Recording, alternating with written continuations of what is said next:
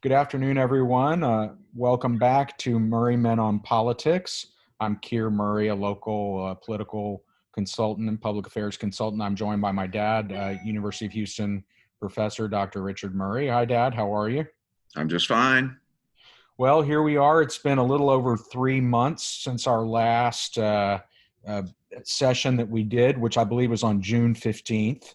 Here we are, September 18th, very nearly 3 months afterward. And, the old saying, the more things change, the more they stay the same, seems to, in many ways, apply to our national political dynamic. I think when we last met, the sort of national polling average had Joe Biden with about an 8-point lead in the presidential race. That's now mostly what I see between about 6.5 and 7. So it's come down a point or so, but hasn't changed measurably over the last 3 months, in spite of many, many intervening national and political events, as you know.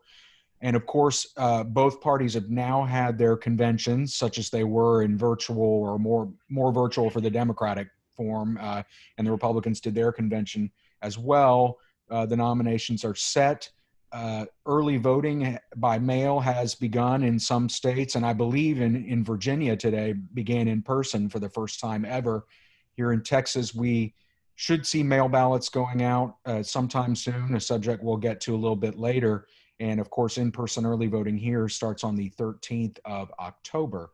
So with that said, if you want to just take a moment and sort of give your bird's eye view lay of the land 46 days before the November 3rd general election.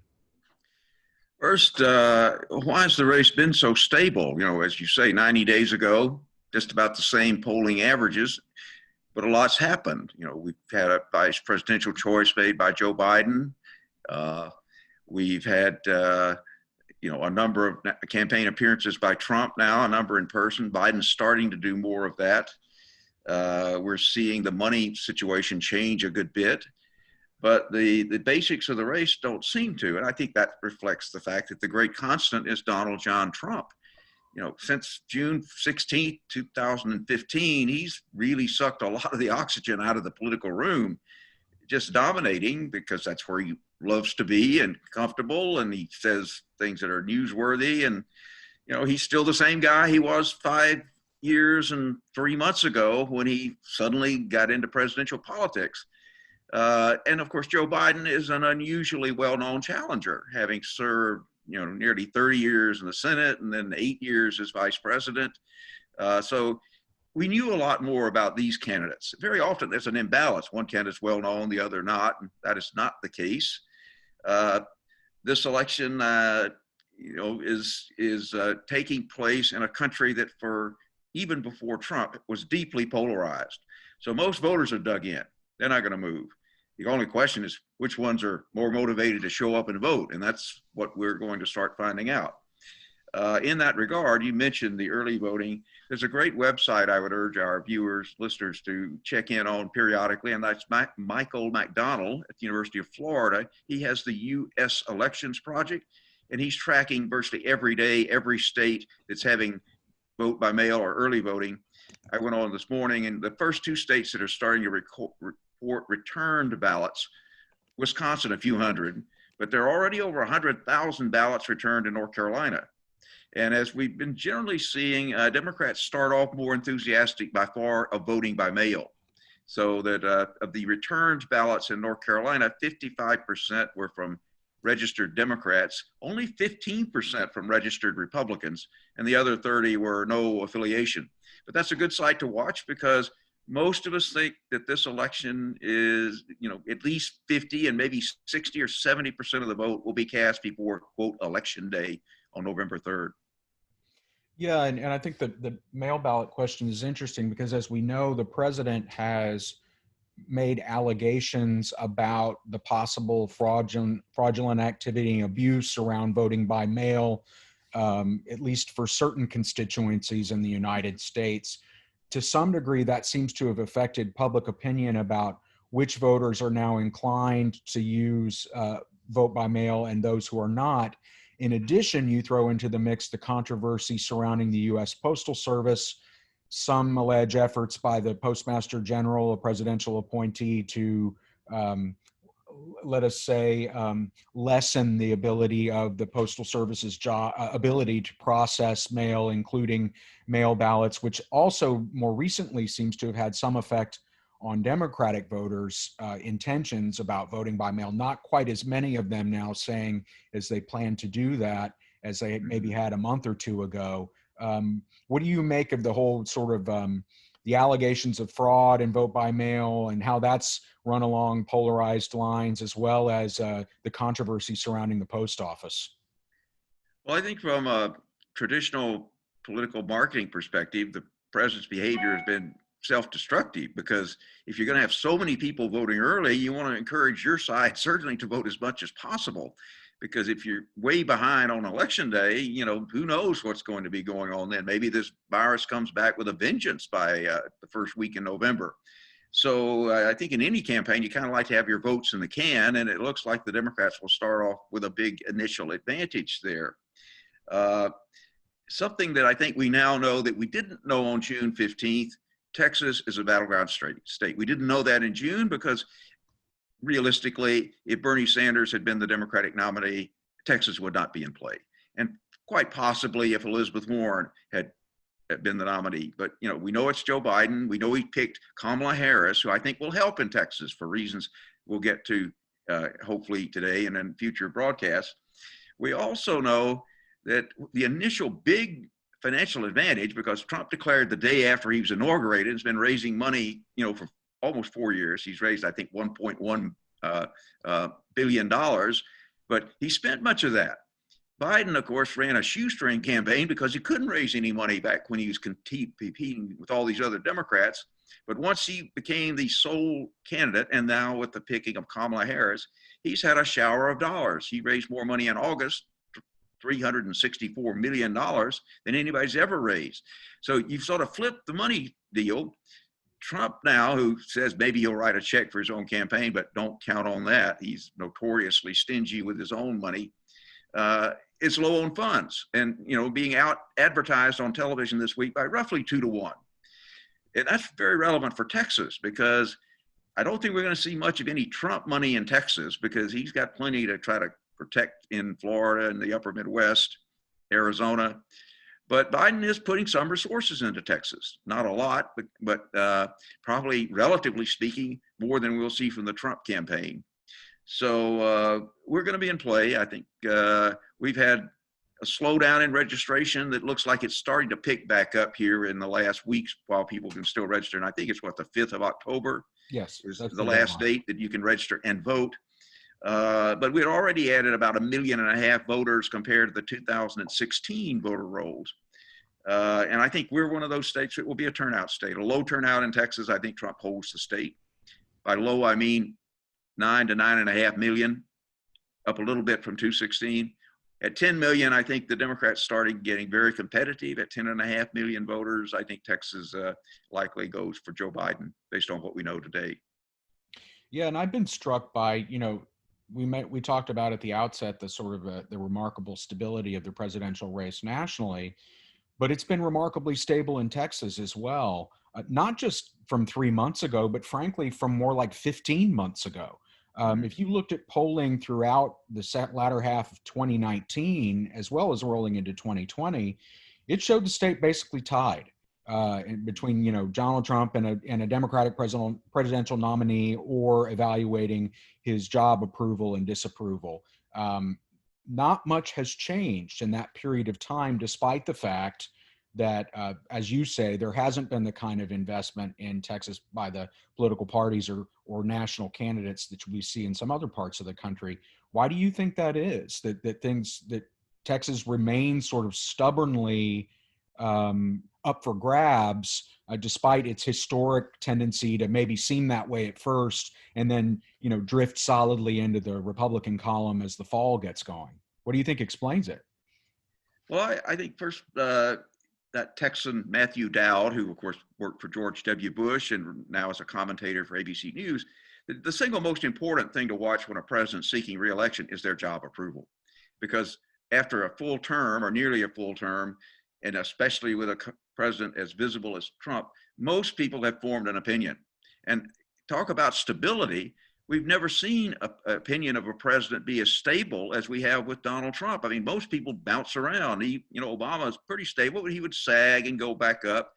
Trump has been never above 50%, usually in the 42, 43, 44 range, and that's about where he is today. So, so that single most dominant factor in deciding to hire the same guy again or take a chance on somebody else has been out there. And Texans, like most voters, formed an opinion of Trump. And I think the Texans that are forming an opinion of Trump are quite different than even 10 years ago. I like to look at the 2010 census and look at the current population estimates. We've added more people than any state by far. About 4 million people are here. We probably lost 1 million or so due to deaths and people leaving the state. So our electorate's changed, and almost entirely in ways not favorable to Trump. Trump made this huge and successful bet, throwing away the Republican report that was commissioned after Romney lost. And rather than trying to rebuild a big tent party, Trump went the other way. Let's try to increase our vote share with older whites, not necessarily college educated. And hey, it worked. He won 300 counties by decidedly larger margins than Mitt Romney was able to get in 2012. But that message is not suited at all to Texas. We have one of the smallest populations that's hardly grown of white working class folks who didn't go to college. Conversely, we've had this surge not only in Latinos, but also in Asians. And Trump's style and manner has really off-put a lot of college educated women in some of our most Republican precincts. And so the kinds of margins that Republicans used to count on coming out of Tanglewood and West U, they're not there in this election. And that's why it's really close. Yeah, and I want to talk a little bit, obviously, more about Texas, but before we sort of leave the national front, I wanted to come back quickly to the money side of things. As you pointed out, that the president, I think, has raised more than $1 billion for his reelection, and yet in the home stretch, the final 60 days of the campaign, the most crucial stretch for both persuading and turning out voters for your campaign, he seems to be at a disadvantage. There's an account on Twitter called Medium Buying, for those who are interested, that I follow, which tracks spending by candidates. And I noted with some degree of surprise about 10 days ago that they indicated that the president was dropping his television buys in states like Arizona, a state pretty important for him to hold on to, and where polls have shown, I think, more or less that he's trailing by Biden by a few points, but not by a massive amount. And I thought, what a highly unusual circumstance that seemed to be, to want to cede the airwaves when you're a couple of points behind in a key battleground state, suggested to me that they didn't have the cash to spend, which for a sitting president, 60 days out from an election is remarkable. As a campaign practitioner, as we know, the Trump campaign changed horses as manager, I think right around the time we were disbanding for the summer, installed a new guy, Bill Stipien, I think is his name, who's tried to get reins over the spending and implement some controls over the campaign. But clearly, there's been a disconnect with how much the campaign has raised versus what they've got in the kitty to put into voter contact and turnout down the stretch. And I see now they're scrambling to get money from outside sources, which is not as efficient, by the way, in terms of purchasing media as it is from an individual campaign itself. You get a much cheaper rate as a candidate than you do as a third party group. But really just the latest sort of highly unusual circumstance for a major national political campaign. Well, Trump ran a totally unconventional campaign with, third raters like Manafort in 2015-16, and it worked. But I think he's really paying a price in 2020 to have, the former governor of New Jersey's guy, Chris Christie, now is on board. He's a professional. But Brad Parscale from San Antonio, he's a new millionaire thanks to the Trump campaign. But boy, they just did a lot of things. Like the burn rate was horrendous back when nobody was paying too much attention to what the campaign was doing. They spent $350 million of that 1.2 billion recruiting small donors. Well, that gave them a bigger list, but they didn't net any money out of that. And as you know, down the stretch, now the remaining persuadable voters, now that we're opening up the voting, this is absolutely the critical moment. And you mentioned Arizona. We normally think Wisconsin is the tipping point state for Trump. It looks like he probably can't win Michigan this time, but that, he had a 306 to 232 vote edge, so he can lose something and still win. You take Michigan 16 away, well, he's still got 290.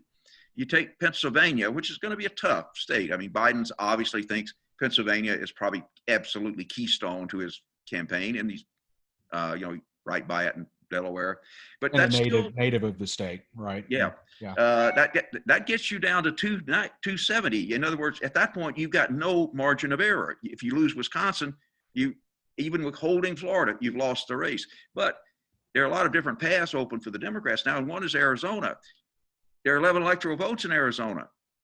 You lose that along with Ohio, with Michigan and Pennsylvania, and you're pretty much sunk. No matter what happens in Wisconsin, in Florida, it looks like the hope that the Trump people had of winning states like Minnesota and New Mexico, that's not within reach. They're much more in danger of losing states like Arizona that were not considered to be very competitive 4 years ago, but sure look to be this time around. Yeah, and so, I think most people who are sensibly looking at the race would characterize it as, the president's behind right now. Perhaps not in a way that he can't recover from, but he's got to change something in order to be successful, it seems to me, on November the 3rd. How do you, before we get into Texas more specifically, the economy obviously took a tremendous hit with the COVID-19 outbreak, halting recovery. Thankfully, we've brought some, maybe close to half of the lost jobs back, but there's still, 900,000 new unemployment claims each week. Unemployment, I think, nationally is around 9% as we speak. So difficult economic circumstances. And of course, as we know, this COVID-19 pandemic isn't going away. I think we're now at about 200,000 deaths. In Texas, things seem to have ebbed, hopefully, for the long haul, but we just don't know yet. It's popping up and going down here and there in various places around the U.S. I mean, how do you see sort of those two huge factors, and then what the president has to do to sort of change the trajectory of this race if he's going to be successful? I don't know that he can do much. He is Donald Trump, and he can't change that, and he's not going to change his style and manner. For the last number of weeks, he's basically saying, hey, we turned the corner. The virus is going to be going away, and there's just no objective evidence that supports that. Yes, in a bunch of states, things are getting better, but in a bunch, they're getting worse. And now we have the irony that the bluest states in the Northeast that were, just terribly stricken back in March, April, into May, now are probably the best place in the country if you want to avoid the virus. Meantime, if you're in a bunch of these states like Iowa that are, in sort of Trump's heartland of support, they're having big problems in Florida. So the virus is just, it's the pandemic from hell for the Trump campaign. It wrecked the economy he was planning on running on. He still gets a good deal of credit for what happened before the virus, so that he's about even with Biden on economic management. But he isn't even on how to deal with the virus. And I just see no evidence whatsoever that he can change that. In fact, he's breaking the oldest rule, the rule of holes, that, when you're in one, stop digging, and he can't stop digging. He's arguing now with his most credible scientific advisors like Dr. Fauci and Redfield. And you're not going to win that argument with people that are still persuadable. Yes, the Republican base, most of them buy into Trump's deal that this is hyped, it's overstated, but that ain't nearly enough to win the election. You got to get some of these folks who think this is a really serious problem, and by almost a 2-to-1 margin, they say you haven't handled it well. And what I think, one of the tacks I've seen the Republicans pursue in the last month or so is capitalizing on this some unrest that's bubbled over on the streets in the wake of what first largely peaceful protests after the death of George Floyd. some out of control behavior by instigators, property damage, and then, some violence. And we saw, of course, last week, I think, an attempted murder by shooting of two police officers in Los Angeles as they sat in their patrol car. How do you think that issue potentially plays into the November election and, for example, maybe improves the president's prospects for success? I think it has improved them somewhat. And it's put Joe Biden a bit on the defensive. I think he's fairly effectively countered by saying, looting is not protesting, and you can't defend it, and destroying property and other things.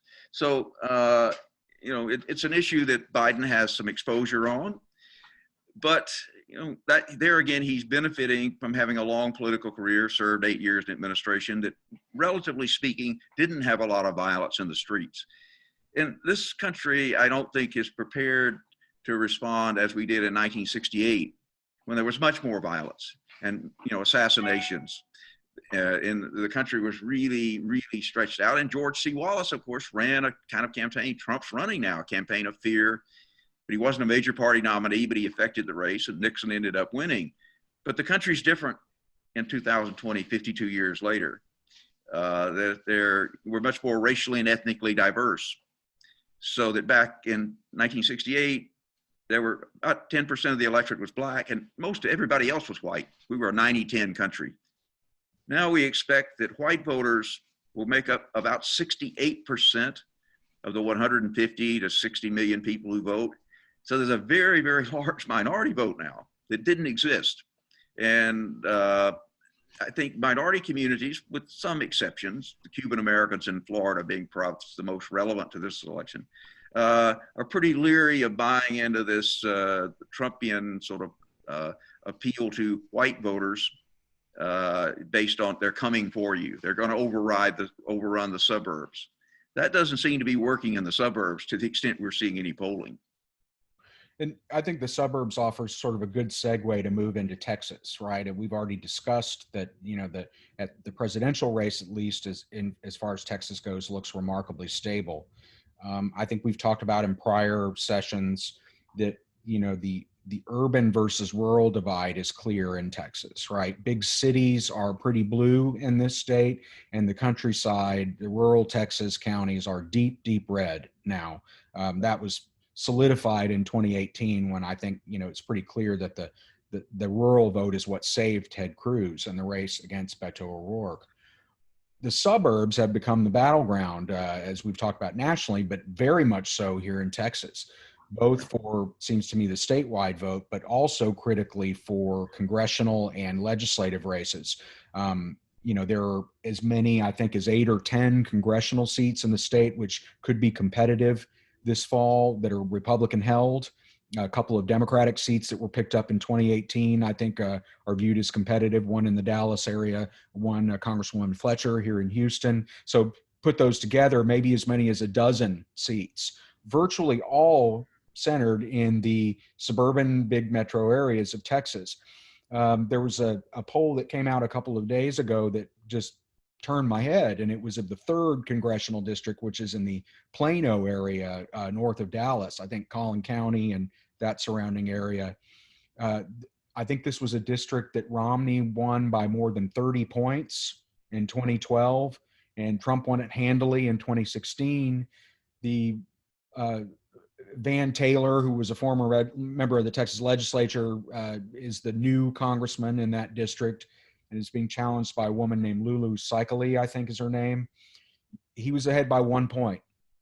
And here we are, and this was with 50 days to go in the election.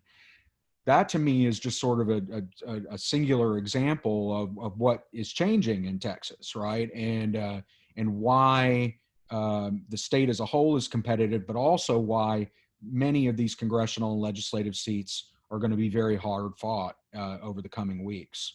What's your take on that? Well, in context, I was at a front row seat for the 2011 redistricting of our state, particularly of Congress. And I thought it was one of the most masterfully drawn gerrymanders. I'll tip my hat to the Republican strategists, not the legislators. They were largely shut out of the process, but a bunch of very skilled professionals carved and cut the state up into giving Republicans a tremendous advantage. We still have a couple of exceptions. That map is still in place. The federal judges did force a minority-dominated district in Dallas, but very, very few changes other than that. And here you're on the verge of perhaps what was a brilliantly executed gerrymander that could be an absolute catastrophe on November 3rd, where you lose a majority of the congressional districts in Texas with a plan you very carefully crafted. And I think a couple of things that have gone awry. One is Trump. Trump is much less popular in Texas than any normal Republican like Romney. Secondly, there was a huge underestimation of how rapidly the suburbs could change, because we have this huge influx of people, very few coming from traditional conservative areas. Our number one donor state within the United States is California. And the other donor states are not, again, the traditional conservative states like Oklahoma and Texas, Louisiana, Arkansas. But in the metro Houston area, 42% of our population growth now has been accounted for by people moving in from outside the United States. So back around to your district in the 3rd, just looking at the Almanac of American Politics. Huge surge in Asian Indians moving into Collin County, like Fort Bend County 10 years ago. Look out, Kamala Harris on the ticket. I mean, that's going to, I think the county was 52-48 for Cruz. I think Trump may well lose Collin County, which is the largest suburban county in Texas. And you lose Collin County, you're on a road to perhaps losing the entire state. And you layer on top of that, I think with the 3rd congressional district that's in that area, you've got 2 state house races, districts, I think 66 and 67, Matt Shaheen and Jeff Leach, who are running, didn't win by much 2 years ago, now have funded challengers running against them this year. And again, seats like those, not just those 2, but in Dallas County, in Tarrant County, where there are 5 competitive state house seats, here in the Houston area, several seats as well. How do you see all that, those same factors playing into not just the congressional delegation potential change, but the Texas House? Well, that, of course, was drawn again by very skillful Republican strategists. There's a major constraint in state house races that sort of limits what you can do in gerrymandering. And in the big urban counties, you can't cross county lines, or you have to do it at a minimum. If you have to cross, you can't be doing it like you could for Congress and run the districts all kinds of ways. So that meant, for example, in Dallas County, which was reduced from 16 to 14 seats, but these aggressive map drawers in Dallas County, as you know, drew 8 districts to elect Republicans in a county where their vote was starting to plunge, and gave the Democrats 6 heavily packed minority districts. And it worked at first, but it sure didn't work in 2018. Republicans won just 2 seats in Dallas. It was a 2-12 result, and those 2 were barely held. On November 3rd, they could get a total shutout in Dallas, 0 seats out of 14, and they drew the map. But again, the constraint was you couldn't run out and get a finger into this county and that county and protect your vulnerable Republican members. So I think there's now better than a 50-50 chance Republicans lose the state house in Texas, which will tremendously change a lot of things, not the least of which will be the 2021 redistricting round. There is a mechanism where the legislature may not redistrict itself, but in Congress, then that would mean the district would be drawn likely by a federal court, but you would have a redistricting board do it for the House. Republicans will probably dominate that. But the changes in the state are going to make it far, far more difficult for Republicans to draw the kinds of districts that worked for them initially in the early part of this decade. That Texas doesn't exist anymore in the big metro areas.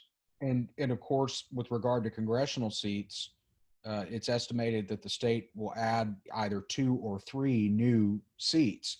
And of course, I think the legislature allows you a 5% variance in populations among districts. So some districts can have a few more people than others, but congressional districts, that's not allowed. They have to be exactly equal in population. Right. And so if you've got a Republican vote base in the state that's beginning to be spread thin already, you add 2 to 3 new seats into the mix.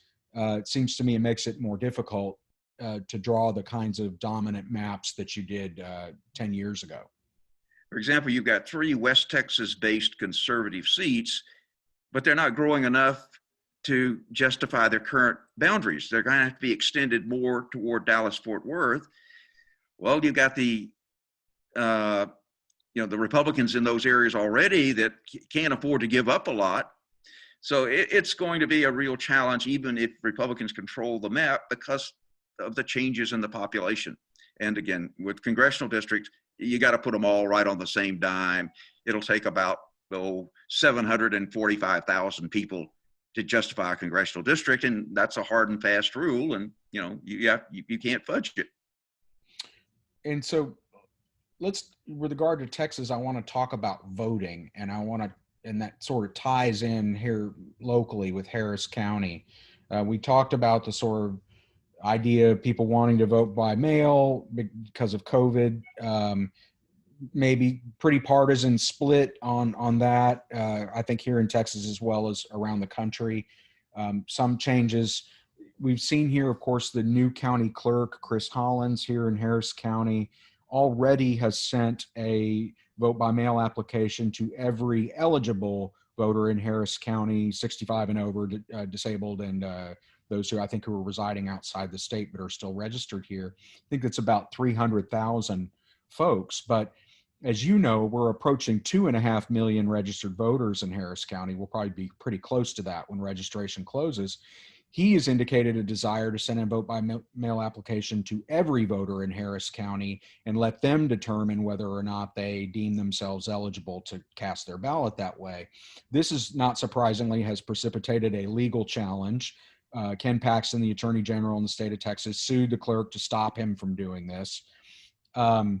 They were unsuccessful at the trial court level here in Harris County, and just a few minutes ago got word that the trial court decision was upheld by the 14th Court of Appeals, which governs this Houston area.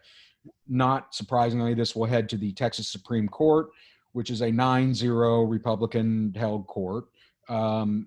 First of all, how do you see the disposition of this case likely to pan out? I don't think it'll surprise anybody what the result will be, but and given what we think they'll probably do, how do you think that affects voting, mail ballots and otherwise, going forward into the general election? Yeah, I expect that the Texas Supreme Court will overrule the appellate decision and say you can't mail out 2.5 million ballots.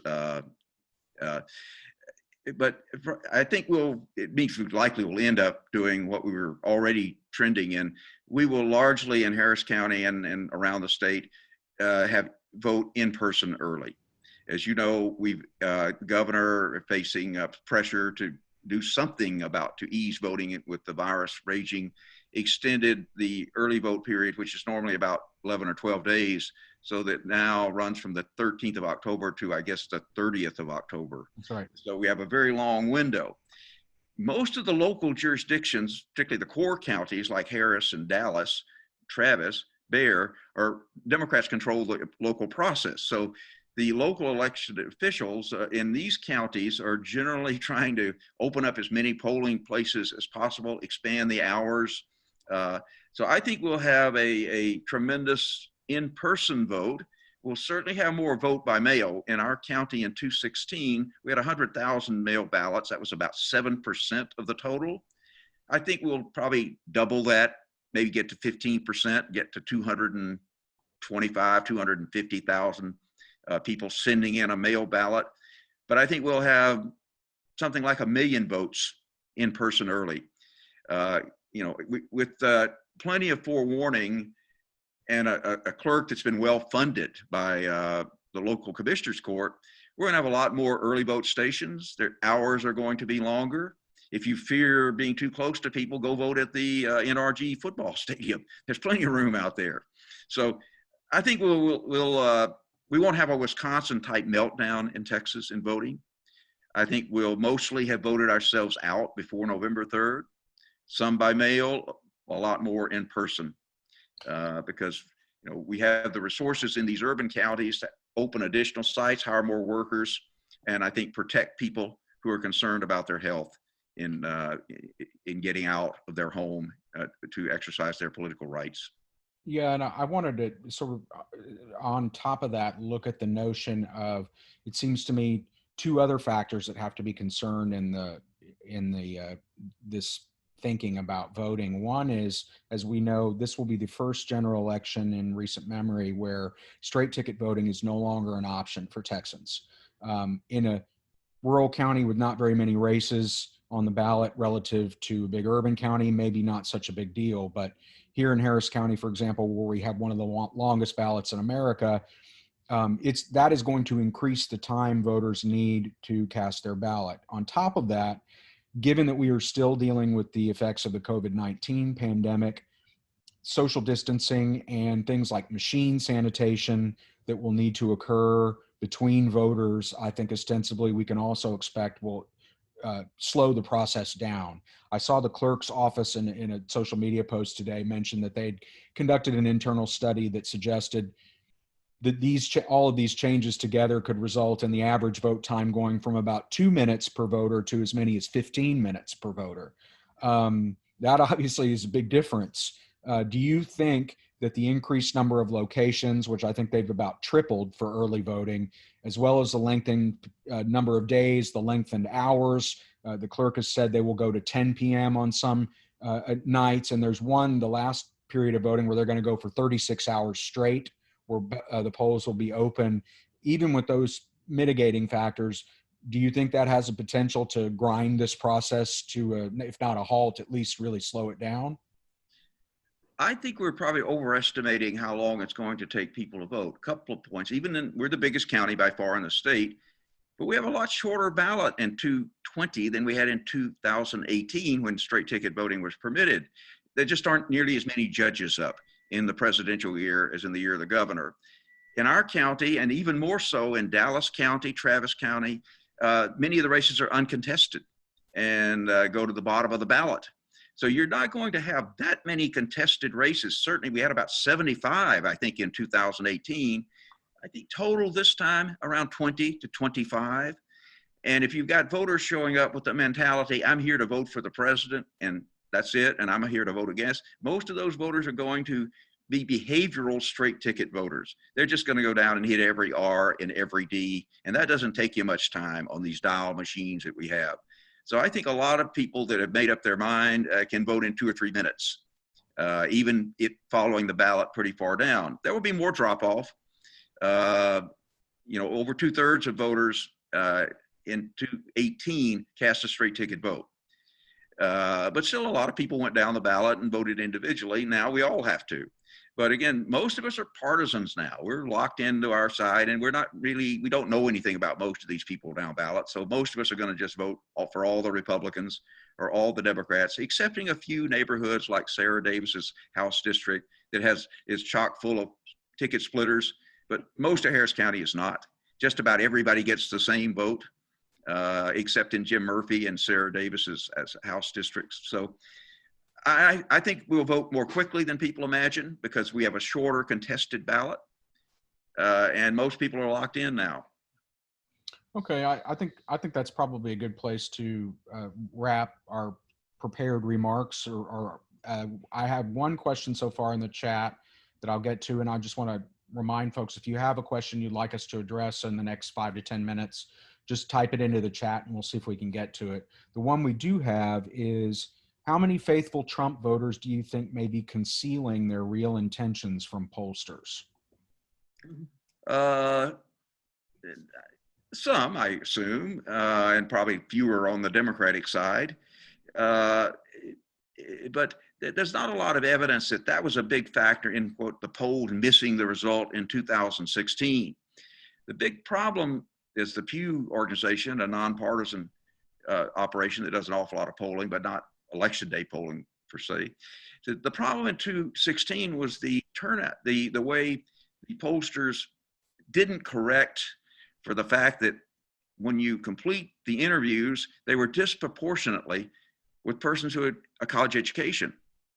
And normally that's not a huge deal because there's not a big difference between how college educated white voters are voting and how folks who didn't attend college or only went for a year or two are voting. But there was a big difference in 2016 with Donald Trump. He did far better with the less formally educated white voters, and they were underrepresented. We know that in 2020. Pollsters know that. So is this structural flaw that the samples weren't properly weighted, particularly in these battleground states. I don't think that's the case this time around. I mean, you do learn something from what goes wrong in the polling business. I was in it for 40 years. So I think the polls, as they were in 2016, they were pretty close on in national surveys. They, at the end, were predicting Clinton would win the national popular vote by 3%, and she got 2.2 or so. That's pretty darn close. But they missed in the battleground states. There wasn't as much polling, and there wasn't as much correction for the underrepresentation of this core constituency that were going strongly for Trump. Plus, a lot of people decided the last day or two, and those late deciders went overwhelmingly for Donald Trump. That could happen again. He could get 60 or 70% of the late deciders, but there ain't as many of them in 220 because both candidates were disliked in 2016 to an unusual degree, and that's not exactly the case this time. Biden is not nearly as disliked as Hillary Clinton. Yeah, and I think, as we pointed out in the past, my recollection is at this point in 2016, there were still, 12 to 15% of voters who were saying they hadn't made up their mind. My sense is now that's more like 6 or 7, right? In most of the surveys that I've seen, it's just folks' opinions are pretty hardened with regard to this race, and then it becomes it's more of a mobilization. If you're looking at it from a campaign standpoint, it's like getting your folks out. Not as much persuasion. There's still a sliver, I think, of folks who are on the fence, but it's pretty small. And we, until we actually see who's voting, we're guessing. That's a vulnerability for the Biden campaign because his coalition is much broader, and he expects to do better with younger voters and with Latinos, and those are two sizable demographics that may not show up in very sizable numbers. They're not going to collectively vote for Donald Trump, but turnout could be low, and that could tip the balance in some of these states like Florida that are historically very close, and Trump has to win there. Biden doesn't have to, but it's still a state that the Democrats thought they were going to win in 2016 and lost. Yeah, and I think that, folks who follow this stuff have noticed there's been a lot of writing over the last week or 10 days about the Hispanic Latino vote and sort of softness, let's call it, for Biden there. And, the campaign seems to have taken that information to heart and, says they're redoubling their efforts and including putting more resources into it. And Daddy Warbucks, sometimes known as Mike Bloomberg, kind of helped bail them out because he, after, sort of hanging back and saying, well, I'm going to invest in, every town for gun safety candidates and so forth. You did, in the last week announce, I'm going to put $100 million into Florida. And that's a check that won't bounce. And he has a very professional team around him. They'll pick their spots, I think, pretty carefully in Florida. And that's a break for the Biden campaign because it means he can shift resources much more flexibly now that the single most vulnerable state for Trump that he absolutely has to win, the Biden side is going to be adequately funded. Yeah. And most polls, I think, would show Biden with a slim but persistent lead there, maybe 2 points or something like that. It'd be very close and could go either way, but they're not at a big disadvantage there like they may have been. Lastly, let's get to a sort of we talked about before we leave Latino vote. What do you think explains the lukewarm attitude of some of those voters toward Biden?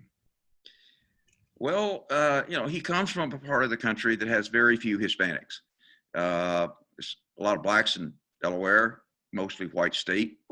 He didn't get far enough in the presidential races he ran back in 1988 and 2008 to get into constituencies that had substantial Hispanic voters. So even though he's been around in politics for a long time, he's really had very little experience in trying to appeal to this fast-growing demographic.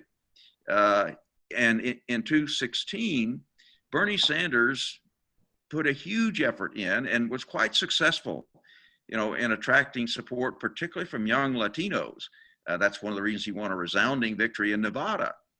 Biden did fine with the blacks in Nevada, but there weren't very many of them. So Biden has a lot of work to do there. They don't really know Joe Biden, and they're not inclined to vote much for Trump, except for the Cuban Americans. But he's got to close the deal. It helps to have money. Kamala Harris probably helps a little bit there. And she is from a state that has a huge Hispanic population. So she has some experience, but they've got work to do. And they have an equally challenging test with younger voters. There's not a lot of support for Trump. There's a lot of dislike for him. But Biden didn't move the needle with young voters in the primary. They were going to, the more progressive candidates, Sanders, and to a lesser degree, Elizabeth Warren. So this deal hasn't been closed out yet. And, the Biden campaign has got 45 days or so, but they've got their work cut out for them, particularly with some of these demographics like Latinos and like voters under 25. Yeah, and I think that's right. And I'd probably add, just add to that, as you said, some of the issue with, Latino voters generally skew younger than the rest of the population. They're a younger demographic as part of the U.S. population makeup. So yes, they were more Bernie Sanders people. I think maybe many of the younger folks don't view Biden as quote unquote progressive enough in terms of their agenda. I'd probably add to that some hangover effect among some Latinos about deportations during the Obama administration. There were a lot of deportations done. Some folks remember that. And then I think I'd lastly say with some of the older cohorts, fear about socialism especially from folks who came from places like Cuba, Venezuela, that have had sort of dictatorial type governments, as well as, worries about social liberalism on the Democratic side. A lot of older Latinos especially are religious and socially conservative voters. And so I think those factors all play in as well. The last question, and we'll wrap it with this, is what about Black voters? Do they seem motivated in this election to you? Well, of course, they're absolutely the reason the Democratic nominee is Joe Biden. They saved him most visibly, of course, in South Carolina 3 days before Super Tuesday when he won a landslide with overwhelming support from Blacks. Older Blacks are enthusiastically for Joe Biden. The question is, what about Black voters under 30, and particularly Black men? Trump did terribly with Black women in 2016, getting 2 or 3 or 4%. He did a lot better being 12 or 13%, according to Exit, but with Black men.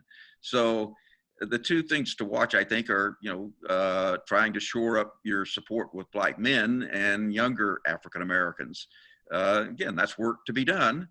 Black women are probably by far the most loyal Democratic constituency, and there's no evidence that that's going to be any different in 2020. They'll be voting overwhelmingly for Joe Biden. And they're a larger part of the electorate. Black voters are about 60% female because of disenfranchisement and just harder to register and turn out some Black men.